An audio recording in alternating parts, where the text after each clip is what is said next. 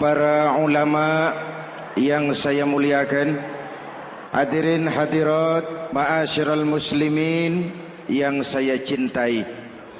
Banyak kita alami perubahan-perubahan yang terjadi,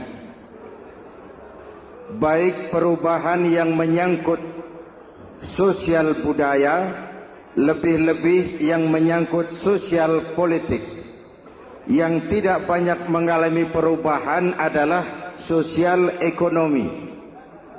Bahkan angka kemiskinan kita naik menjadi 3/5 dari total penduduk kita hidup di bawah garis kemiskinan, dan 20% diantaranya miskin mutlak. Perubahan-perubahan yang terjadi menyadarkan kita kepada kebenaran Al-Quran ketika Allah menyatakan wa tilkal ayyamu nudawiluha bainan nas. Hari itu kami putar di antara manusia. Ada saat datang, ada waktu pergi. Ada hari lahir, ada saat kembali. Ada waktu dilantik, ada saat menyerahkan jabatan. Hari kami putar di antara manusia dan hidup cuma sekadar menunggu giliran. Soalnya kemudian di tengah perubahan-perubahan yang terjadi begitu cepat, what must we do now?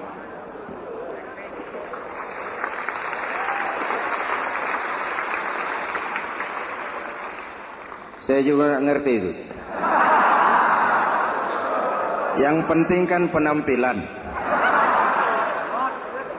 Saudara-saudara kaum muslimin di seluruh tanah air, jadi pemimpin adalah pelayan bagi orang yang dipimpinnya. Okelah, perbaikan ekonomi, pembukaan lapangan kerja baru kita serahkan kepada pemerintah, karena kita percaya mereka orang-orang terpilih belaka yang dipilih dengan kepercayaan akan mampu membawa rakyat keluar dari kesulitan. Amin. Tugas kita sekarang di zaman susah meluruskan akidah.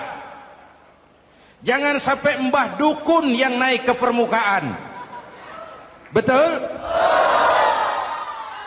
Islam misinya yang pertama membebaskan manusia dari kemusyrikan. 13 tahun Rasul berjuang di Makkah, menanamkan akidah, meluruskan keyakinan, membentuk iman. 13 tahun membebaskan manusia dari belenggu kemusyrikan. 13 tahun menanamkan la ilaha illallah Muhammadur Rasul dengan seluruh konsekuensinya. Kalau saya yakin tidak ada Tuhan selain Allah, saya tidak akan minta tolong kecuali hanya kepada Allah. Saya tidak akan pernah takut kecuali hanya kepada Allah. Saya tidak akan menggantungkan hidup kecuali hanya kepada Allah. Saya tidak akan minta rizki kecuali hanya kepada Allah. Saya tidak akan melarikan persoalan kecuali hanya kepada Allah. Kalau konsekuen dengan keyakinan ini, mbah dukun nggak dapat tempat.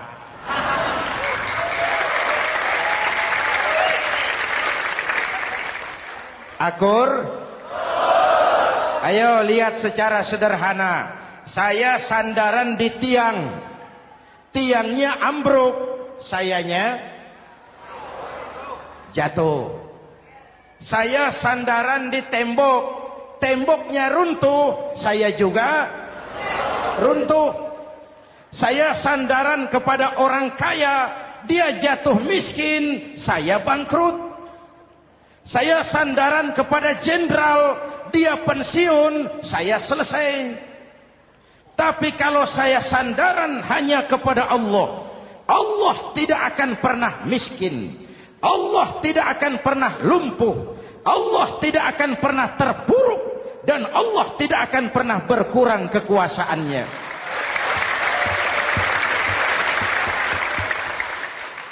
Maka umat Islam, sesulit apapun zaman yang kita hadapi, Allah juga tempat kita bersandar. Jelas?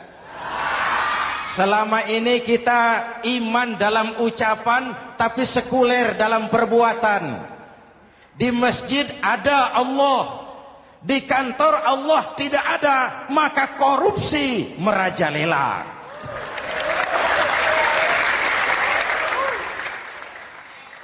Di masjid ada Allah, di pasar Allah tidak ada, maka timbangan tetap curang. Kita iman dalam ucapan, tapi sekuler dalam perbuatan. Oleh karena itu, sesulit apapun zaman yang kita hadapi, iman jugalah pegangan kita. Allah juga tempat kita bersandar. Boleh zaman berubah, akidah jangan sampai goyah. Karena iman kita hidup, untuk iman kita berjuang, dan dalam iman kita ingin kembali menghadap Allah Subhanahu. Selama ini manusia Indonesia kita lebih banyak diisi otaknya, hati sering kosong, agama dangkal, akidah rapuh, moral rendah. Memang kemudian muncul banyak orang-orang pintar, cuma sayang tidak benar. Indonesia kita bangkrut, Indonesia kita terpuruk, Indonesia kita sakit parah kalau diurus orang yang cuma pintar tapi tidak benar. Kita perlu orang-orang pintar, tapi kita lebih perlu orang benar. Jelas? Kalau cuma pintar tapi tidak benar, itu yang sering saya sampaikan, nanti disuruh ngurus beras malah nimbun beras.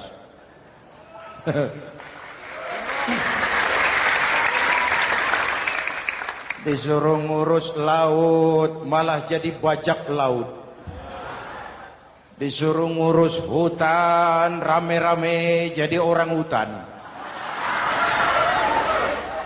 Jutaan hektar hutan Indonesia kita ini merupakan kekayaan sumber daya alam kita yang harus digunakan bagi sebesar-besar kemaslahatan rakyat. Yang disuruh ngurus hukum malah bikin hukum seperti pisau, tajam ke bawah, tumpul ke atas. Jangan heran lalu di masyarakat muncul street justice, pengadilan jalanan, sebagai refleksi dari ketidakpuasan melihat sikap hukum yang sangat berpihak. Kalau yang kecil salah, hukum cepat-cepat ditegakkan.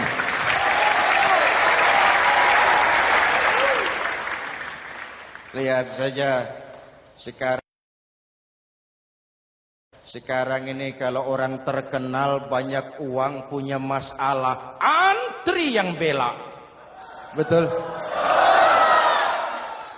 Tapi saudara lihat si Marsinah di Jawa Timur, si Sengkon dan Karta di Jawa Barat, si Udin Bernas wartawan Jogja, terseok-seok mencari keadilan, sampai hari ini urusannya masih remeng-remeng.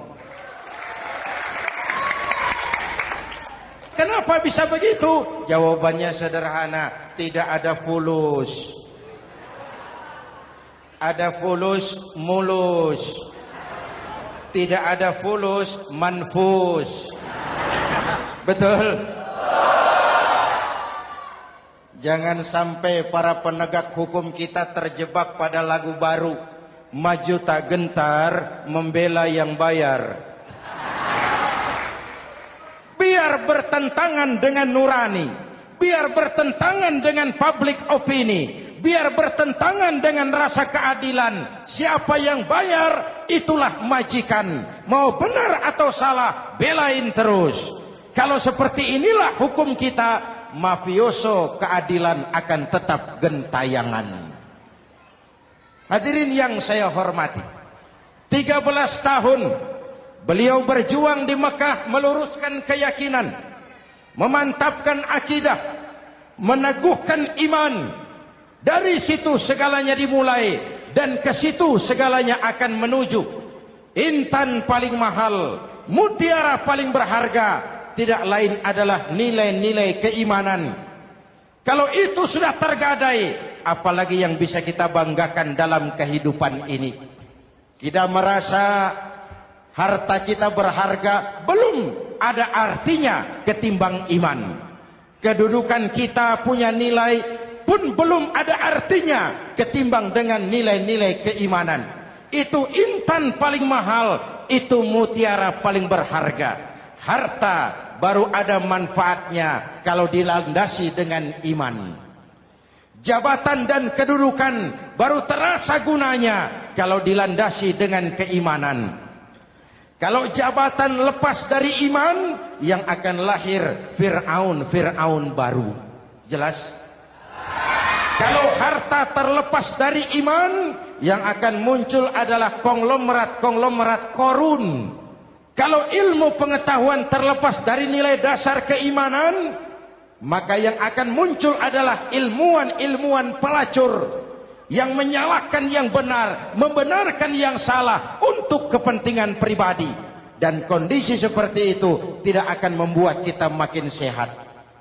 Oleh karena itu pada kesempatan ini, pesan pertama saya, menghadapi zaman susah, tetap jaga akidah. Tetap pelihara keyakinan.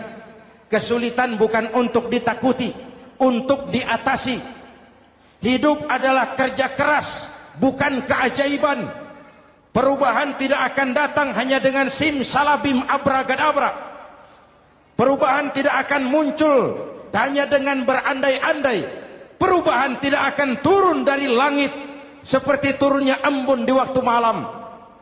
Perubahan adalah kerja keras, sehingga Al-Quran membimbing kita, innallaha la yughayyiru ma biqaumin hatta yughayyiru ma bi anfusihim.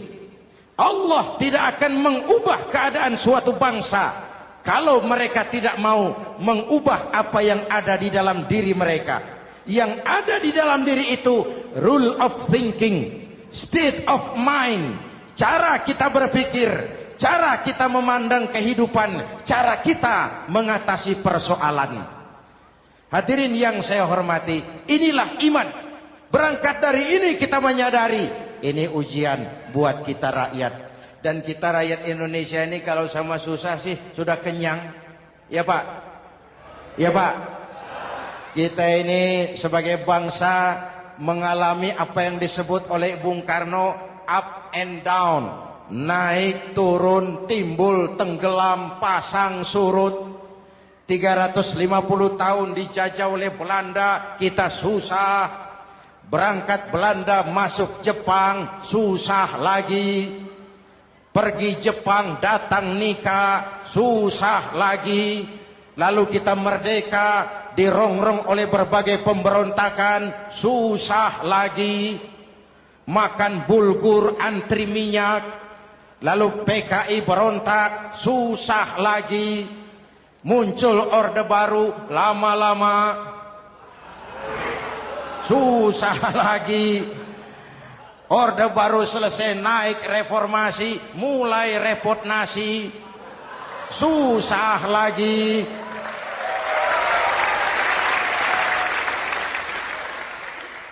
Kalau susah kita ini sudah akrab, sudah intim. Mestinya kalau sudah susah seperti itu, jangan salah sikap menyikapi kesusahan. Jangan sampai kita potong kompas, ambil jalan pintas, terjebak menghalalkan segala cara. Itu tidak akan menguntungkan. Itu tidak akan menyelesaikan. Kalaupun selesai nampaknya penyelesaian sesaat. Dan penyelesaian sesaat bukan penyelesaian yang sebenarnya. Karena itu tetaplah dalam koridor keimanan. Boleh zaman berubah, akidah jangan sampai goyah. Silahkan masa berganti, tapi keyakinan jangan mati. Sekali la ilaha illallah, sampai tetes darah paling penghabisan, tetap la ilaha illallah. Sanggup? 3 orang.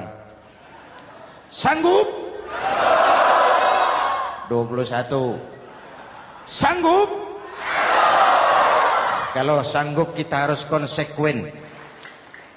Saudara-saudara di seluruh tanah air, misi yang kedua dari Islam setelah membebaskan manusia dari kemusyrikan, membebaskan manusia dari ras diskriminasi, mengikat manusia dengan tali akidah. Sebelum Islam datang, manusia dibedakan oleh warna kulit, manusia dibedakan oleh faktor keturunan, manusia dibedakan oleh faktor harta dan benda. Adalah Rasul yang mengajarkan, innallaha la yanzuru ila suwarikum wala ila amwalikum walakin yanzuru ila qulubikum wa a'malikum. Allah tidak melihat potonganmu, Allah tidak melihat hartamu. Yang Allah lihat itu adalah hatimu dan amal perbuatanmu.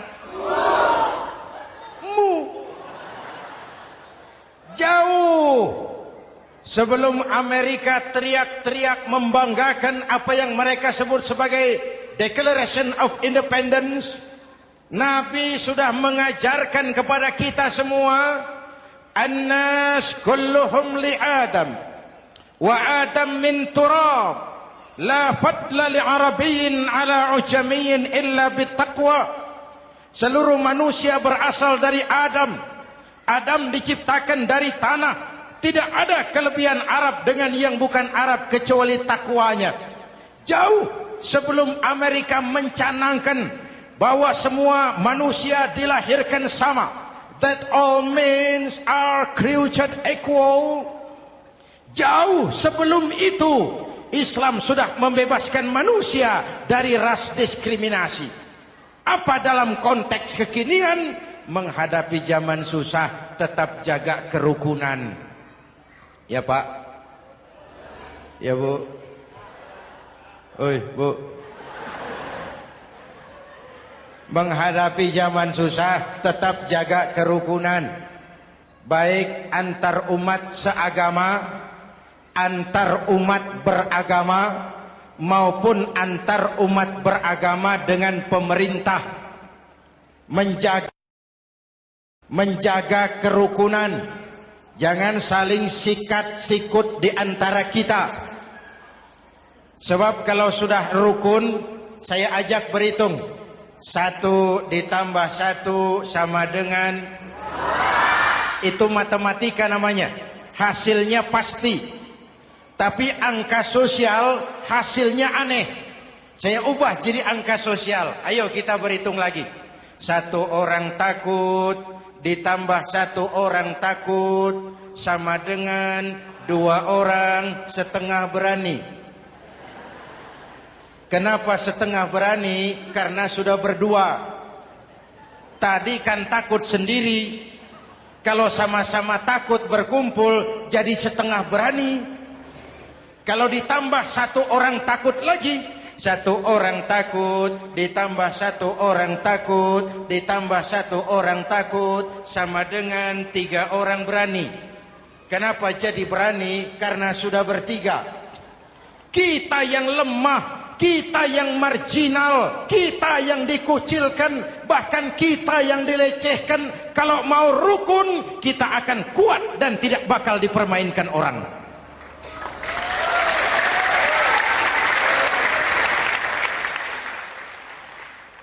Tapi kalau rukunnya yang satu mau menikam yang lain, saya ajak berhitung lagi. Yuk berhitung yuk. 1 ekor ayam ditambah 1 ekor musang sama dengan 1 ekor musang. Kemana ayamnya? Dimakan musang. Betul nggak nih hitungan?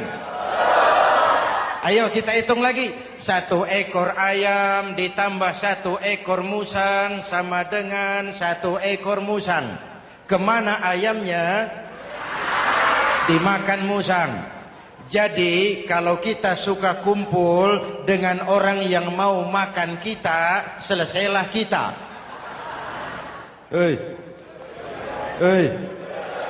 Maka kalau merasa kita ini ayam, yuk kumpul sama-sama ayam, pulang ke kandang ayam. Kalau ada ayam kumpul ke kandang musang, itu namanya ayam minum baygon. Jelas? Menjaga kerukunan. Pertama, antar umat seagama, sesama muslim harus saling menjaga, harus saling memelihara. Baik dia muslim yang jadi kapolri, baik dia muslim yang jadi kasat, baik dia muslim yang jadi pengusaha, baik dia muslim yang jadi petani, nelayan, guru, semua komit menjaga semangat kebersamaan, rukun antar umat seagama. Jelas? Jelas? Hadirin yang saya hormati, atas dasar itu saya ingatkan kembali, kita semua ingin persoalan terorisme dilepaskan kaitannya dari agama manapun. Tidak ada kaitannya terorisme dengan Islam, dengan Kristen, dengan Hindu, dengan Buddha. Tidak ada kaitannya terorisme dengan pondok pesantren.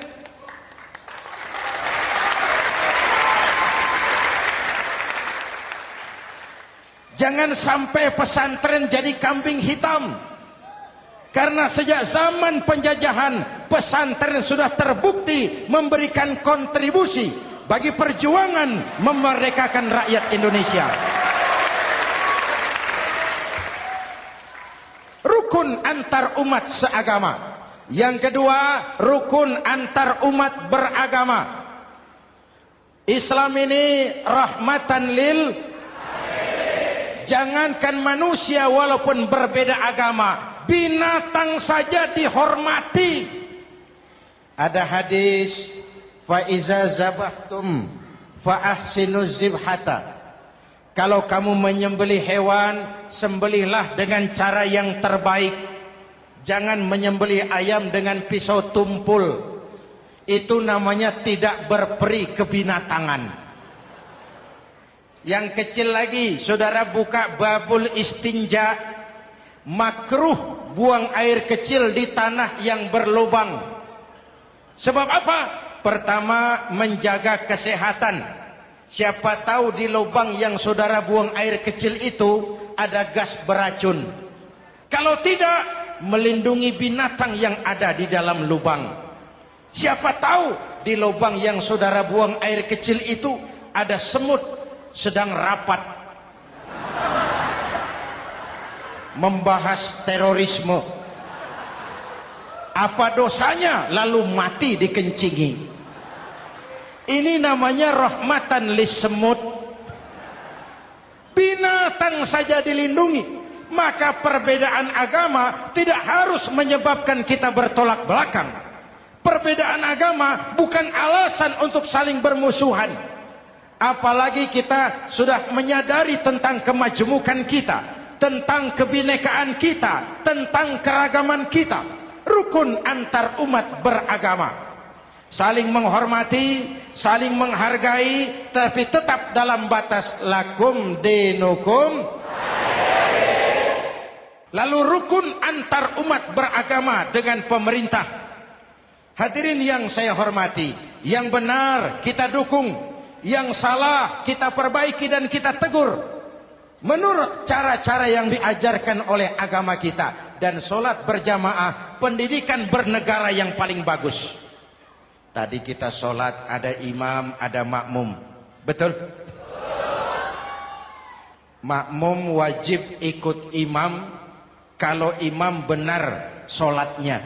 Rakyat wajib ikut pemimpin kalau pemimpin benar mimpinnya. Masyarakat Islam ini loyal. Masyarakat Islam ini bukan pemberontak. Masyarakat Islam ini taat dan setia. Kapan? Kalau imamnya benar. Imam takbir, makmum. Imam ruku, makmum. Imam i'tidal, makmum. i'tidal. Imam sujud, makmum. Tapi kalau imam keliru, mestinya imam ruku malah sujud. Salah imam ini. Tegur. Siapa yang wajib negur? Makmum yang saf terdepan. Anggota DPR.